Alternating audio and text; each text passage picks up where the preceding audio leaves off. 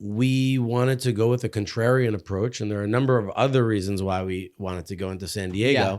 San Diego being actually the harder place to develop was more attractive to us. Hey everyone, welcome to the show. I'm Daniel Pfefferman, and I have Gilad Tamir here with me. Gilad's a great friend of mine. He's a developer originally from New York. He has a background in geotechnical and structural engineering. He's been in the development phase, or in the development space, I should say, for a really long time. And I'm really excited to have him in. We've done a ton of projects together here in San Diego, and I think you're really going to get a lot out of it. So Gilad, welcome to the show. Thanks for having me. Yeah, thanks for coming. Excited. Yeah, it's exciting. You know, we've kind of been talking about it, and as this show has gotten started, I know, we're both new to this whole thing. So it's kind of cool. Yeah. It's my first time. So. Yeah, it's, I'll go easy on you then. There you go. Thank you. So, I want to talk about everything from how you got into development, what your experience and what your track record is, history is in New York, what brought you to San Diego, and then ultimately the type of developments that you're doing, and,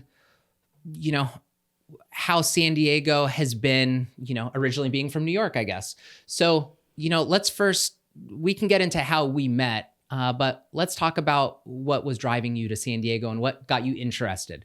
Sure. Well, I think when we decided to move to San Diego, there were a lot of winds changing in the development atmosphere in general. When we were in New York, our goal as a developer was to build multifamily rental buildings. And one of the drivers was that there was a program called 421A in New York. It was a tax abatement program. Okay. And that program was ending June of 2022. And we saw those headwinds and saw that it would be problematic to develop what we wanted to in New York. So we started scouring the country to see where our next landing spot would be. We looked at a number of different cities and markets that I think the majority of developers from the Northeast wind up going to. Those would include Miami, West Palm Beach. We looked at Austin. We looked at Houston. We looked at Denver. And ultimately, we wanted to go with a contrarian approach. And there are a number of other reasons why we wanted to go into San Diego. Yeah. But San Diego being actually the harder place to develop was more attractive to us, because at the end of the day, when we develop, we want to ensure stability. We want to be able to stand behind our projections. And so those other markets, although they were easier to develop with looser zoning restrictions or whatever, ultimately we made the right choice, because those other markets, if you look at them now, Austin is completely oversaturated. Exactly, it's lost 10%. Yeah. You look at Miami, they're going to be in for it soon. All they can build is very expensive condos. There's only a certain amount of people that can buy $3-4 million condos. Exactly right. And you could go one by one on these other markets, but San Diego is extremely attractive. I have a personal connection to San Diego during COVID. My wife and I went there, and we stayed in Hillcrest, and we kind of really connected with the area. Yeah. We winded up getting married in Sunset Cliffs because of our connection to San Diego. And so the demographics, the disposable income, the low cap rates, the complete secure job market, the secure job market with military and biomedical fields and hospitals, the huge renovation that's going on at the Scripps Hospital in Hillcrest. There are a multitude of reasons why we really liked Hillcrest, specifically Hillcrest and Bankers Hill. Yeah. We kind of saw this L shape that goes around Balboa between North Park, Hillcrest, and Bankers Hill is kind of it's going to be the new downtown. And so, we were very attracted to it. Yeah. We went all in. Yeah, I love it. I love it. And so you had been in New York, prior to that, you had been working for other developers, other business owners. And then you ultimately decided, you and your partner, Adam Greenberg, decided, okay, great. We want to start our own deal. Is that kind of how that transpired before you started your search, or? Yeah. So, I mean, how we got started is a kind of funny story. We were working for a company called Adam America. Adam, at the time, I was an owner's representative running a number of different developments for that developer. Adam was on the finance side and he sat directly in front of me. So we were chit-chatting all the time. And his wife actually was the legal counsel of that developer. At the time, they were not obviously, involved with each other. Yeah. But they met each other there, and Wow. shortly after they got married and had a family and everything. So Adam got a business partner out of it and a wife and kids out of it. And so, a life partner, and a little life bit partner. everything. So Yeah. he owes Out of America probably a lot of where his life is right now. Sure. So yeah, it was just a serendipitous thing. And the culture there in that company was just very entrepreneurial. A lot of the people that went to that company actually winded up starting their own companies. There's another finance guy that was there. His name was ETL. He started a development company. He's in Houston. There's a guy, Sandy. He started development companies in LA. Really? There's Harel. He was there. He started a development company in New York. So this was kind of like a boiling pot, frankly, of a lot of smart, ambitious people. Yeah. And it worked out well for us. We ended up starting a company a couple of years later after we met. Wow. That's awesome. Yeah. That's awesome. So, fast forward, to your time in New York and meeting Adam and making that decision. Okay, San Diego's a market we want to start looking at. I remember getting a call from you the first time on a listing that I had over on 8th Avenue. And, me, native San Diegan, other than some trips to New York, don't have a lot of interactions with New Yorkers. And, I think the delivery was a lot different. And you're like, here's what I want. Here's what I want to find. And here's how I want to do it. And I'm like, okay, great. I'm up for the challenge. And so we started talking specifically about a property listing development play that I had over on 8th Avenue. And, we went through the whole process, and that is now your first project.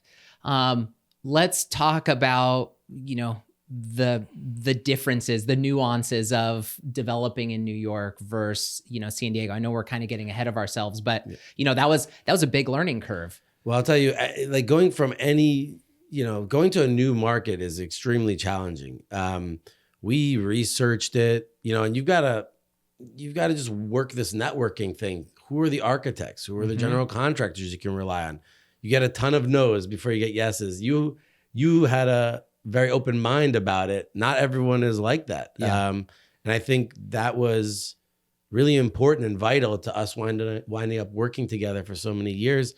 You gave us a shot. I told Mike Deanna, who, was obviously the owner of 8th Avenue. Yeah. I told him when we did our groundbreaking at Brooks, I said, when we had that first interaction, I could see kind of his non-trusting, trust but verify kind of look on his face. A little unsure. Like, a little bit unsure. Like, who are these guys coming from New York? They know nothing about this market. And it takes a lot of trust, from you as the broker and him as the seller to put that trust in me, to put a contract together that allowed us time to go through the process, and ultimately close. There's a lot of people that go there, they don't have the right intentions, or they don't do the right due diligence, and now they stick the seller with, staying in escrow for a year or 2 years. I know of a site right now that I'm interested in Bankers Hill, and that's exactly what's going on. Yeah. The guy has this woman under contract for 3 years, and so I definitely appreciate. She's stuck in it. And she's stuck in it, and she wants out of it, and he doesn't have the money to close, but he doesn't want to give up his deposit. So development's a tricky game. You come, and so it's not for anybody that's the faint of heart or not thick-skinned. Definitely that's for not. Sure. Definitely not. And actually, that's probably one of the lessons I've learned the most as being a business owner, is kind of rolling with the punches. There's a lot of challenges that you're constantly dealing with. But going back to your original question, there's a multitude of differences between New York and San Diego from an executional standpoint.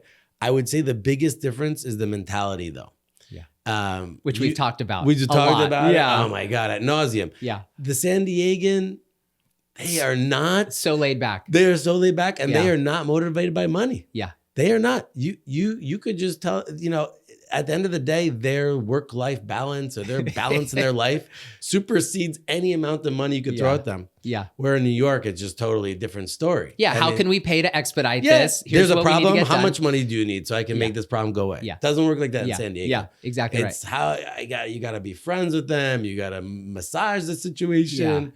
Well, you got to play psychologist. That's exactly right. And, not to mention the fact that you came to San Diego it was like the perfect storm from, during a pandemic where people went from being in the office to now you have plan checkers that are working from home. Oh yeah. That was a disaster. Yeah. Like trying to get in front of someone, you can't go knock on their door. Nope. Their front door of where they live. And so, I just remember that being like, oh my gosh, we are trying and we're pushing and there's literally, you're like, this is wild. And actually we did a lot better than most. I mean, it took us 11 and a half months to get permitted, from when our submission was on 8th Avenue as an example. But I heard of people going 18 months, we were calling these reviewers and having meetings with them. But again, I mean, that's, the psychology again is the biggest difference. When you talk about the specifics of the differences, there's a multitude of differences, but in general, the pain in California, developing in California, is on the front end of the project. It's getting your projects approved, going through these reviewers, getting your GMP contract in place. That's really the bulk of your risk and pain. Mm-hmm. Whereas in New York, your risk and pain is actually during the construction. That's interesting. That's the difficult part in New York because it's so dense. Logistics are a nightmare in New York. It's way more cutthroat as far as these subcontractors. So you're fighting for this labor that's dispersed through a very densely populated city. Yeah. But in San Diego, once you get to the construction, it's a smooth sailing. It's a much smoother process. So which do you prefer? Harder on the front or harder on the back end, I guess? Well, I definitely prefer San Diego. I prefer the harder on the front end, but more specifically, I prefer how contracts are structured in San Diego. Yeah. That's one of the huge advantages here. Yeah. Because in New York, you need to put a hard deposit day one. There's no due diligence. You've got because there's so much competition that seller is requiring that. Yep. So you got 3 to 4 months to get all your equity in, because the price of land in New York is approximately 30 to 35% of your development costs. Mm-hmm. And that means approximately when you get a loan, people want different leverages, but usually it's around 30 to 35% equity. Yeah. What that means is basically within that first 4 months, when you close on that land, you need all the capital. Yeah. And so that makes it a lot more challenging to structure a deal, where here you can get a year and a half typically in your contracts. You could bring a small amount of equity for a deposit and for design, and then just bring your equity later that you're raising over the course of a year. So it's much easier to structure contracts here. And, being that I'm not intimately familiar with New York the same way, but from what you're saying, it sounds like the ideal scenario, by doing it here in San Diego, is you have your due diligence phase. You don't start, maybe you start putting feelers out and you start talking to your, capital investors, but you're not really diving in and actually bringing those funds in until you've removed contingencies, and then you have time to close. So it's the first 90, 180 days, whatever that contingency period may be, depending on the deal, you can kind of focus on just one thing, and you don't have a million things going at the same time. Yes. Again, it's definitely easier from a structuring of a contract because of all the things you mentioned. Yeah. And then, the way we structure it, we usually have a tranche A and a tranche B. So we're able to, that call it first phase of money is at a higher risk because you are dealing with the city and getting things approved. And so we just our structure creates an additional return for those that are willing to take on that additional risk. Yeah. But then it also gives us kind of, optionality and choices, I think, are really important in development. from floor plans to also how you structure contracts and how you structure investment. And and every deal is different. Every deal is different, but this way you can offer something a little bit less risky in the tranche B aspect of things. So you get other types of investors that are more interested in maybe a less risky. And you have others that are interested in more risky, right? So the more optionality you can give as far as investment, the more investor pool you have to the pull bigger from. investor pool you have to pull from. So that's kind of what we try to do. Let's talk a little bit about, I think we've talked about, unintended consequences potentially, but, let's also explain to me what the feedback has been. A property that may have originally only had, 10 or 15 units is now having more than 60. What has the feedback that you've gotten been, from the community now that we're starting to see some of these projects come to completion, certificate of occupancy, and, people are moving in and actually occupying? Yeah. I mean, you've got the YIMBYs and the NIMBYs, right? Yeah. And so I see both sides of it. Yeah. I don't think anyone wants to live next to a construction site. So Sure. I totally sympathize with But construction is some of going to these things. happen regardless. It is, you but know? when you have like a 0 lot line project, and it's next to a single family home, it's extremely painful. On the other hand, this will make, people's houses worth more money, right? It's going to, in the long run, make it a much nicer neighborhood. And frankly, the city had a big issue with affordability, and this is going to help with that. With that being said, I think one of the big things that you're seeing from a unit standpoint is with the regular base zoning of having, let's say, 15 units on a 10,000 square foot lot, the developers were saying, I need to, what was driving was the dwelling unit count. That was what's driving the way something was designed. In the complete communities, what's driving it is actually the FAR exactly or just the shape of the lot and how the lot is configured. It's not the dwelling units anymore. Yeah. So what you're having is a lot more efficient, smaller units. And that's what we do at Greenline is we're having 500 square foot 1 bedrooms or 400 square everything foot from studio to 2 bedrooms, right? Yeah, and more efficient. So that's what you're getting in a lot of these developments that you're seeing is these more efficient layouts. When you look at what was built in the past, the 2 bedrooms are 13, 14, 1,500 square feet. The 1 bedrooms are 800 square feet. So you just have these kind of big spaces. And the trick for us, and that's the value that we bring at Greenline, is how to make a layout that's 500 square feet that feels like it's 700 square feet. Exactly right. And that's kind of one of the things that I believe we bring to the table. And I think that's amazing. And I think that's a perfect segue into, let's talk more about Greenline. Let's talk about, we know your history. We understand, kind of what the goal is of having these beautiful, efficient, and, amenity rich buildings, right? Yeah. So let's talk on, help me understand a little bit more about what your guys' process is, when you're underwriting a property, and then even to the point of, how you're funding it. Sure. Well, we try and underwrite things conservatively, untrended, which I think is key.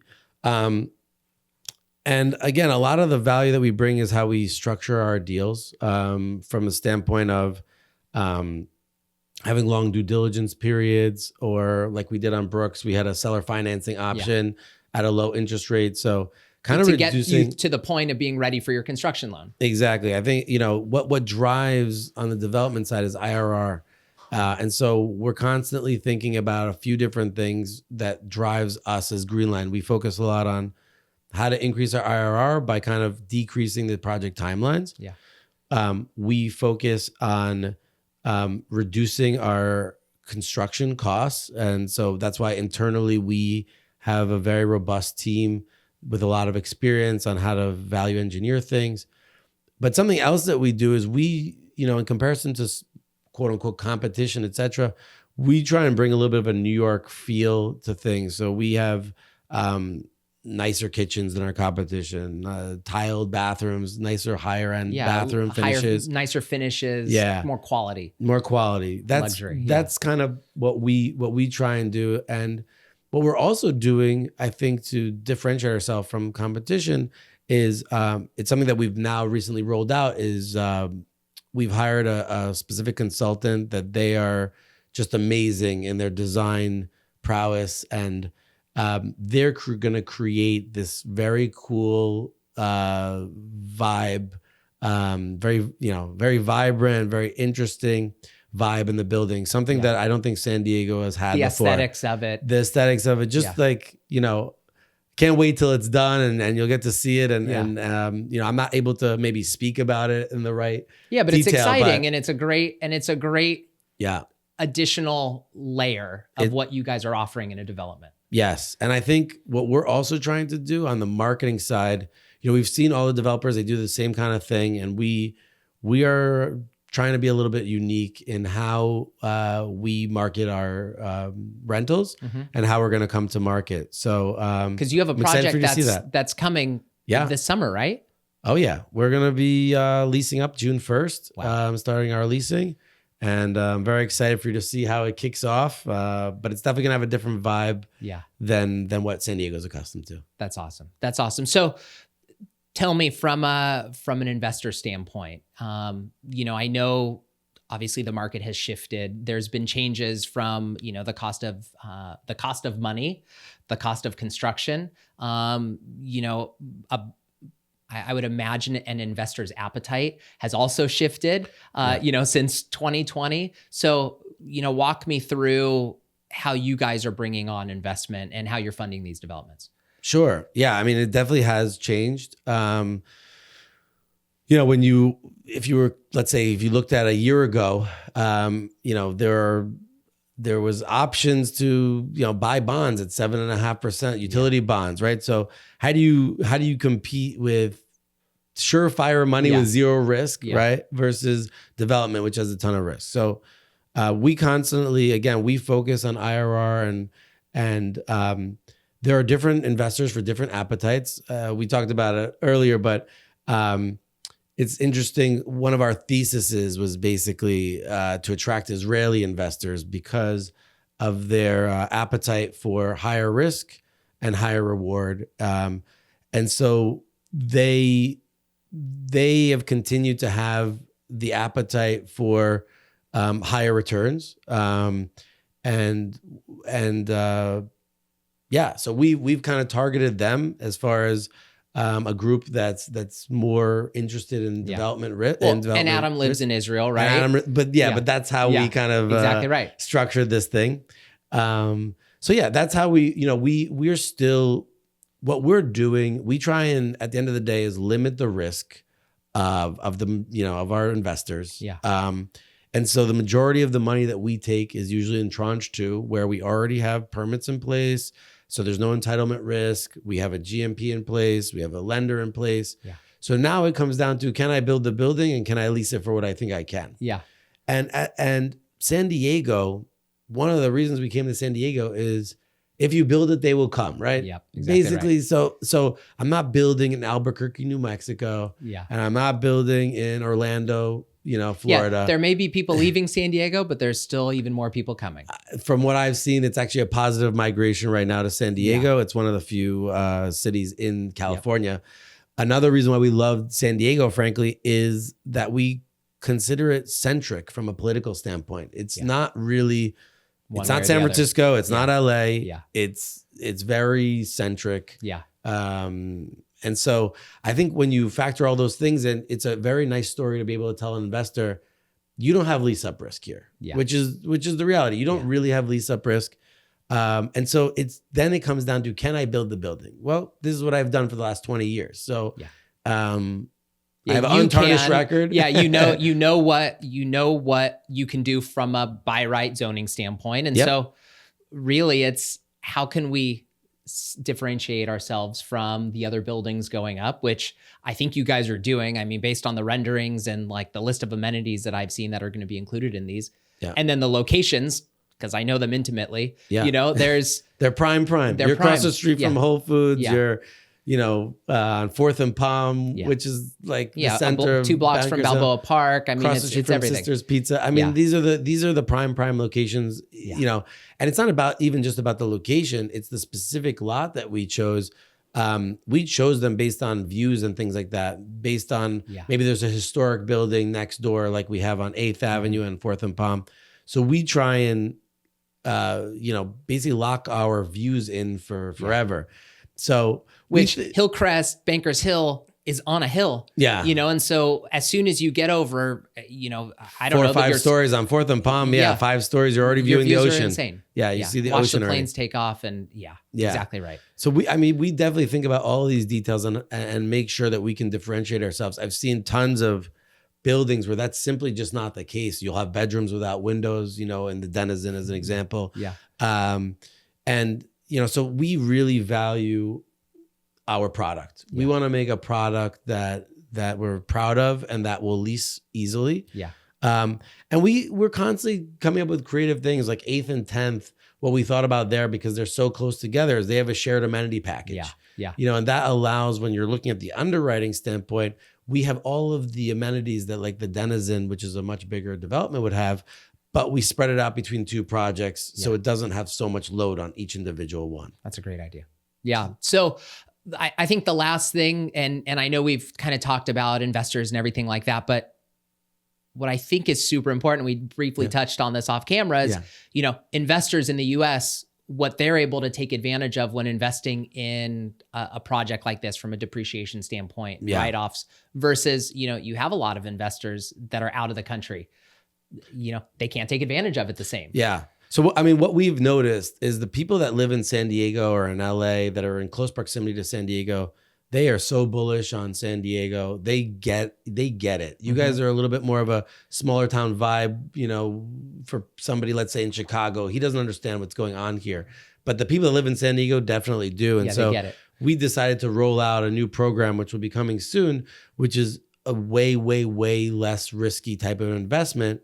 But because we have the majority of our investors are Israeli, they cannot take advantage of the depreciation.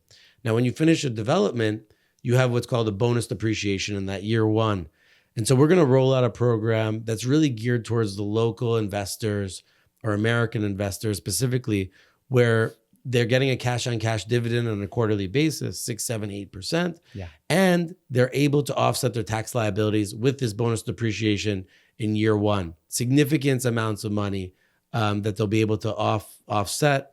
And when you factor in that bonus depreciation with their 6, 7, 8% cash on cash returns, they're going to come out to an IRR that's 13, 14, 15%, which is amazing. Exactly. And you don't really have risk because you have a stabilized building with a permanent loan in place. Yeah. So that's going to be a new program that we roll out that's really targeting the local American investor. And we're not accountants, by the way, so speak with your CPA. But and I think the other side of it is that further benefits your project as a whole, with the way your long-term plans. I mean, you guys are not buy, build, and sell. Yeah. You're a buy and hold company. We're a buy and hold for sure. I think probably the biggest advantage of real estate is depreciation. Yeah.